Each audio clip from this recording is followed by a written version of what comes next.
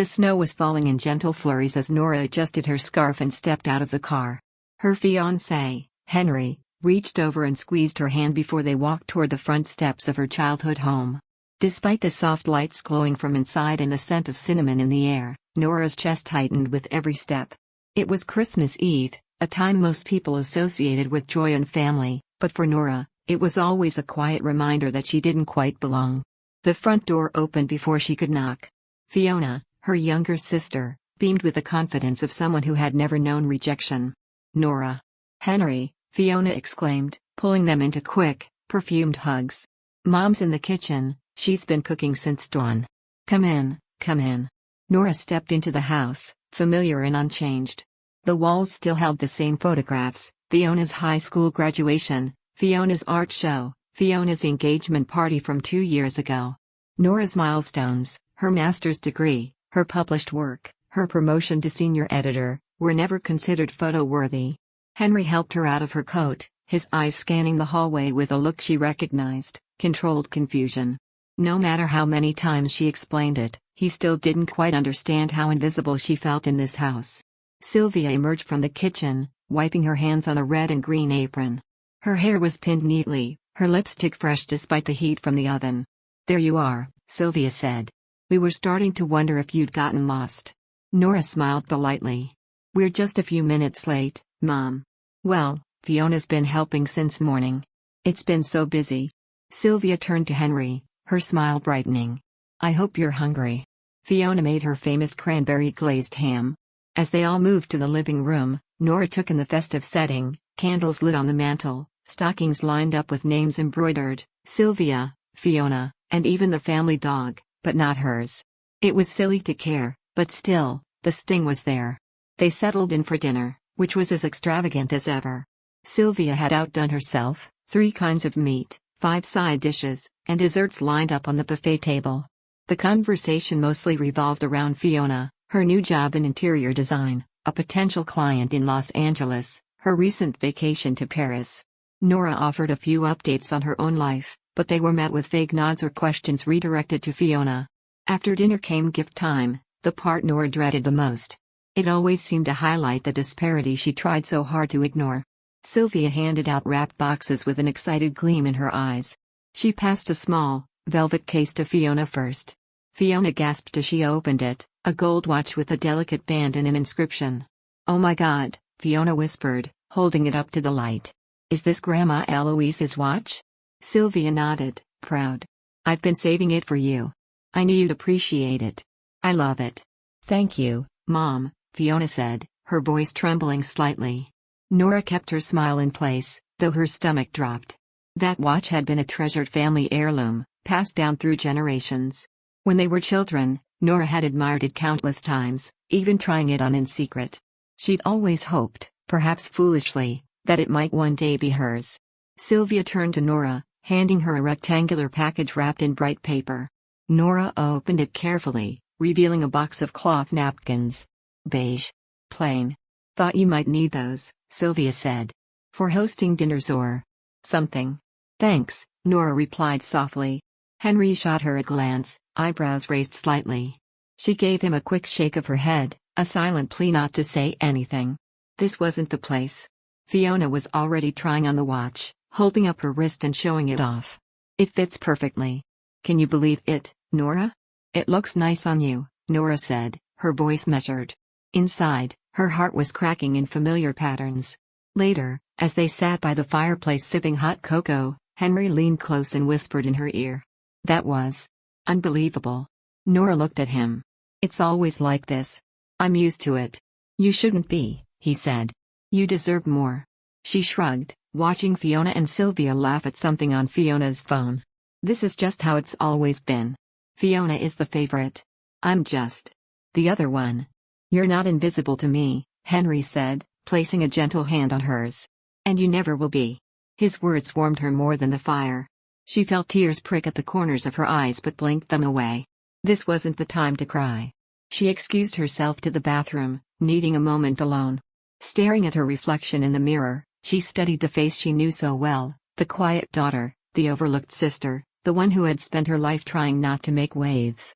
But something inside her stirred, Something small but growing. A quiet voice that whispered, "It doesn't have to stay this way." When she returned to the living room, Sylvia was showing Fiona a box of old jewelry she was thinking of passing down. Nora sat beside Henry again, her back straight. "Next year," Henry whispered, "let's go somewhere else for Christmas. Just the two of us." Nora considered it. For the first time, it didn't sound like running away. It sounded like a choice. She smiled faintly, then nodded. The days after Christmas passed in a quiet haze. Nora and Henry returned to their apartment in the city, where the lights from passing cars flickered across their living room wall like silent ghosts. Henry had been patient, careful with his words, but Nora could feel his frustration simmering just beneath the surface.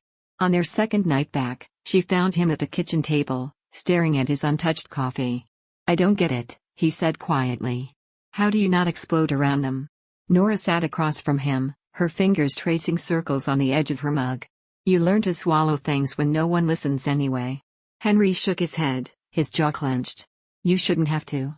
But Nora had learned long ago that fairness was a luxury, not a guarantee. As a child, she had watched her mother, Sylvia, beam with pride as Fiona brought home crayon scribbles, calling them artistic genius. When Nora won the regional spelling bee in 6th grade, Sylvia had barely looked up from folding laundry. It wasn't that Fiona was mean, she rarely was. She just existed in a world where she was naturally the sun, and Nora, the dimmer star orbiting nearby. Sylvia nurtured that brightness. She gushed over Fiona's prom dress, helped her get ready for college, paid for a study abroad trip to Florence. When Nora got a full scholarship to a prestigious university, Sylvia's response had been, "Well, at least it saves us money." Nora remembered the time Fiona had called their mother in tears after a minor fender bender. Sylvia had rushed to the scene, bringing tea in a thermos and staying the night. When Nora had slipped on icy steps and fractured her wrist during grad school, Sylvia texted, "Be more careful next time." It was always like that. The pattern never changed. One evening, a week after Christmas, Nora scrolled through Fiona's social media page and saw a photo, Fiona smiling in front of a brand new storefront with the caption "Dreams Becoming Reality."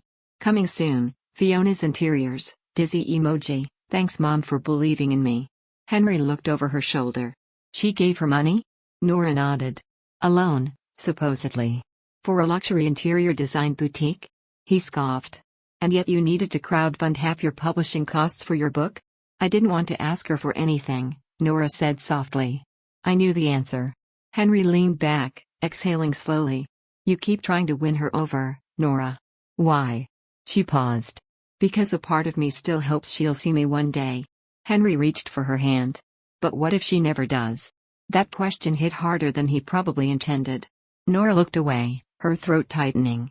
For years, she had worked harder than anyone around her, straight A's, double majors, late nights building a career that mattered to her. But no matter what she did, it never seemed to register with her mother. Fiona, on the other hand, seemed to glide through life cushioned by support. "I just want to understand why," she whispered. "Why am I not enough for her?" Henry didn't answer immediately. When he did, his voice was low. "Maybe it's not about you at all. Maybe it's about who she needs Fiona to be. And who she refuses to let you be." Nora mulled over that idea long after he went to bed. She stayed up, curled in the corner of the couch, surrounded by silence and old memories. She thought of her 5th grade science fair, where she'd built a model of a wind turbine from scrap metal. Her teacher had called it impressive engineering. Sylvia had missed the presentation because Fiona had a piano recital. She remembered being 16, homesick with the flu, while Sylvia doted over Fiona's date night prep with hot rollers and borrowed pearls. She thought of the way her mother still introduced her to acquaintances with a smile that didn't quite reach her eyes. "This is Nora." She edits books. As if it were nothing. The next morning, Nora opened her laptop and pulled up a folder she hadn't touched in weeks, letters I never sent. A digital journal, really, entries written to her mother but never delivered. Some were angry, others heartbreaking. A few were hopeful. She began to type again. "Dear Mom. I spent so long trying to be what you wanted. I tried to be impressive. I tried to be useful. I tried to be quiet and not take up space. But the truth is, I don't think you ever really saw me. And maybe you never will. But I'm starting to see myself." She stared at the words, then hit save. That afternoon, she called her best friend, Lily, someone who had known Nora since their college days. She gave Fiona the gold watch, Nora said, without needing to explain which one. Oh no, Lily replied instantly. The one from Grandma Eloise? Yep. And I got napkins. Lily let out a long breath. I'm so sorry. It's not even about the watch, Nora said. It's about the years of being passed over. Ignored. Like I'm just a shadow. You're not a shadow, Lily said firmly. And maybe it's time to stop standing in her light. That night, Nora shared some of what she'd written with Henry. He didn't interrupt or comment. He just listened. When she finished, he kissed her temple and said, "You don't need her approval to matter. You already do." Nora wanted to believe that. She wanted to hold on to that truth like an anchor in the storm. Because even if the past couldn't be changed, maybe the future could. For the first time in a long while, she wasn't just reacting to her mother's choices. She was beginning to make her own. And that changed everything. It was supposed to be a short visit. Nora hadn't planned to go back to the family home so soon after Christmas, but Sylvia had called with a vague invitation, something about putting away the holiday decorations and having a quick family dinner. Against her better judgment, Nora went. She told herself it would be quick, cordial, emotionally distant. But nothing ever went as simply as she hoped. The house looked the same, pristine, quiet, unnervingly curated. Fiona greeted her with a high-pitched "Oh, you came." As if Nora's presence were an unexpected surprise rather than part of the family. Sylvia barely glanced up from arranging silverware on the dining table. Nora busied herself with wrapping up garlands and boxing ornaments in the living room while the clinking of plates and low conversation drifted from the kitchen. She hadn't meant to listen. But then she heard her name. "You know she's only here because she thinks we'll eventually come around," Fiona said, her voice casual, almost amused. A pause. Then Sylvia's unmistakable response, "Nora's always had a way of making herself the victim. I just wish she'd stop trying so hard. It's pathetic." Nora froze, ornament in hand, the soft pine scent in the room suddenly sharp and bitter. "She's not exactly subtle," Fiona continued. "Did you see how she sulked over the watch? Like it was her birthright or something." Sylvia laughed, an unkind, clipped sound. "Well, she'll be even more disappointed once the will is finalized. Honestly, I don't see the point of leaving her anything. She wouldn't know what to do with it." Nora's ears rang.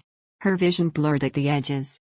She backed away from the doorway slowly, like someone leaving the scene of a crime, only the crime was a betrayal that had been years in the making.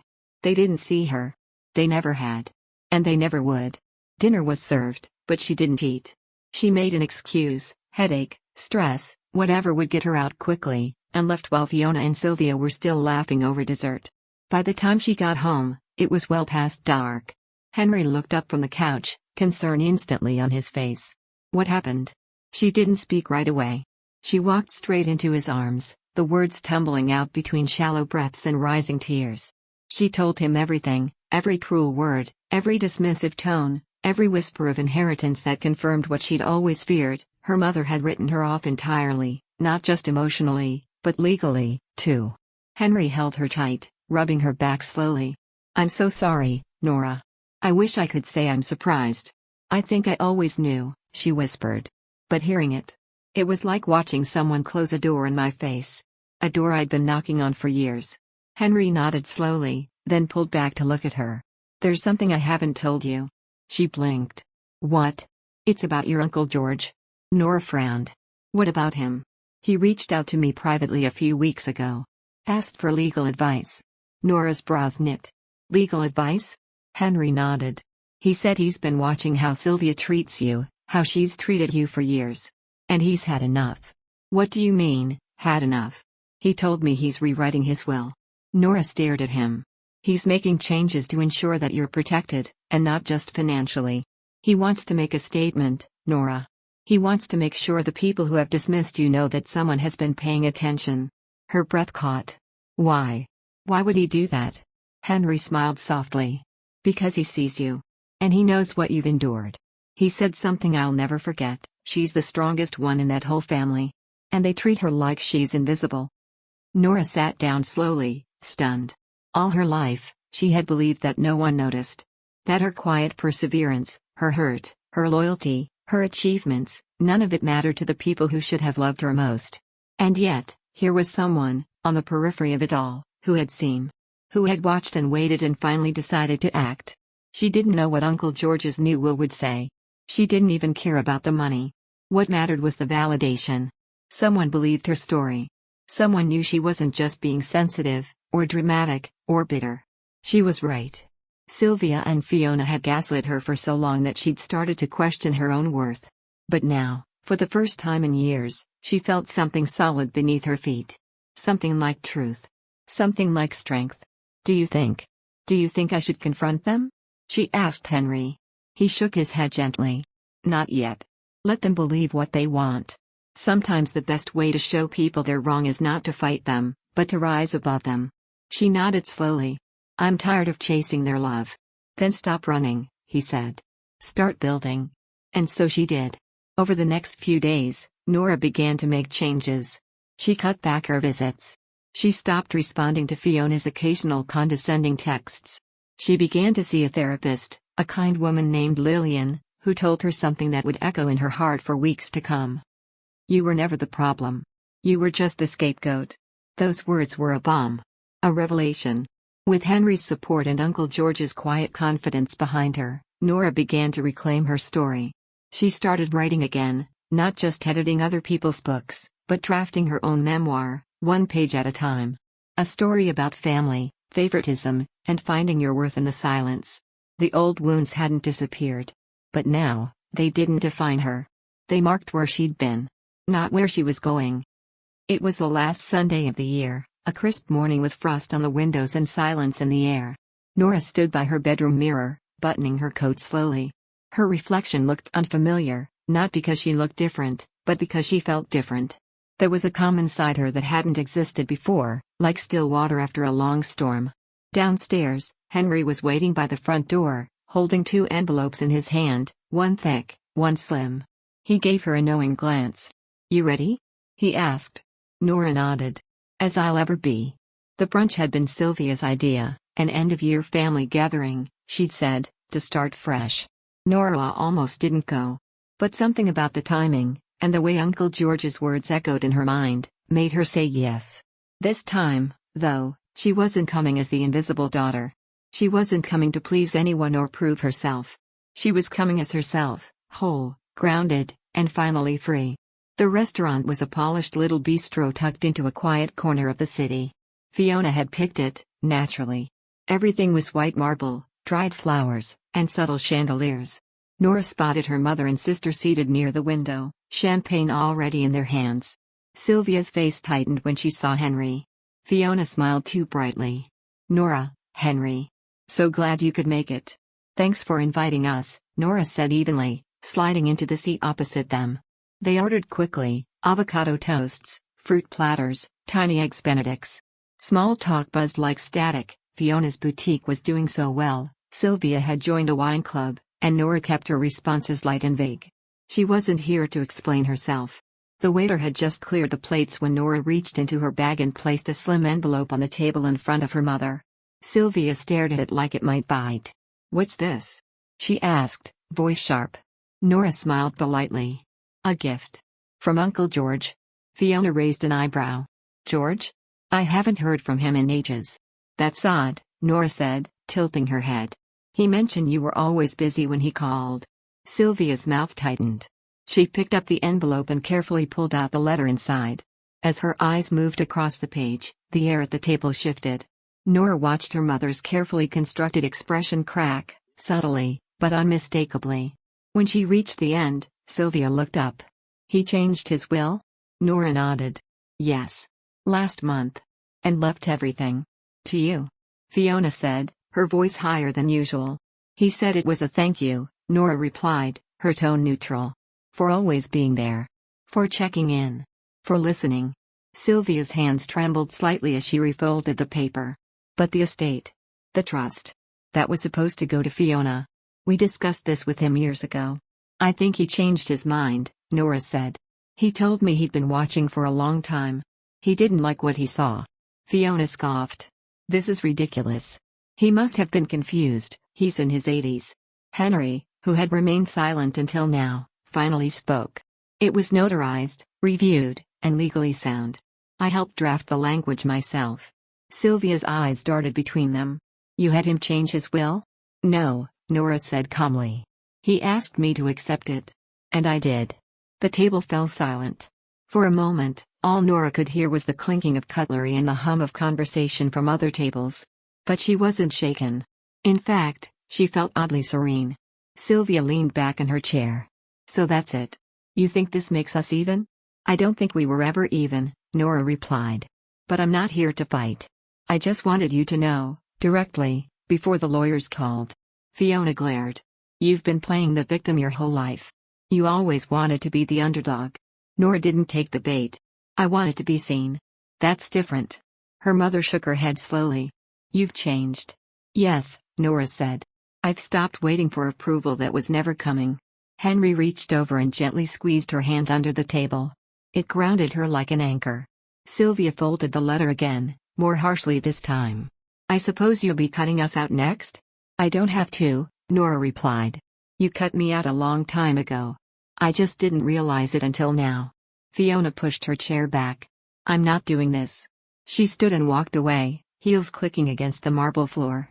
Sylvia stayed seated, staring out the window, hands clenched in her lap. Nora stood. Take care, Mom. She left the second envelope on the table, this one addressed to Fiona. It contained nothing legal, just a short letter. Nora had written it the night before. It said everything she'd never said, the hurt, the disappointment, the release. It ended with a single sentence. I hope you find the peace I've finally found. Outside, the winter air hit her like a breath of clarity. She and Henry walked slowly toward the car, not saying much. When they reached the corner, Henry turned to her. How do you feel? Nora paused. Like I just closed a chapter. Not with anger. Not with revenge. Just closure. He smiled. You look powerful in there. She chuckled softly. Funny how power looks like silence, sometimes. She opened the car door, took one last glance at the restaurant behind her, then got in. For the first time in her life, Nora wasn't running toward approval or away from pain. She was simply free. The morning light streamed through the lace curtains of the lakeside cottage, casting a golden glow on the wooden floorboards. Nora stood barefoot in the kitchen, stirring her coffee slowly, watching steam rise into the quiet air. There was a stillness here she'd never known before. Not just in the house, but inside herself. For the first time in her life, she didn't feel like she was bracing for something, for criticism, comparison, or exclusion. She glanced out the window at the lake, where the surface shimmered like glass. This place, once her Uncle George's sanctuary, had become hers. And she hadn't had to beg for it. It had been given freely, without conditions, because someone had seen her for who she was, steadfast, thoughtful, and quietly resilient. Henry walked in, shirt slightly wrinkled from sleep, and wrapped his arms around her waist from behind. He kissed her shoulder gently. You're smiling, he murmured against her skin.